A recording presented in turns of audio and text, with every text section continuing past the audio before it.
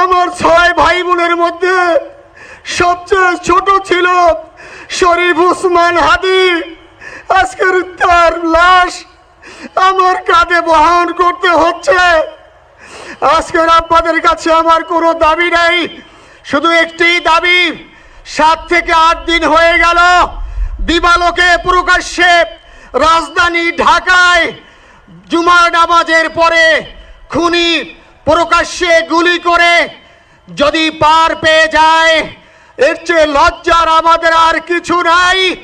যদি border pass হয়ে যায়, 5 থেকে 7 ঘন্টা সময় তারা কেমন করে গেল, এই প্রশ্ন জাতির কাছে রেখে গেলাম। আমার কোনো চাওয়া পাওয়া নাই।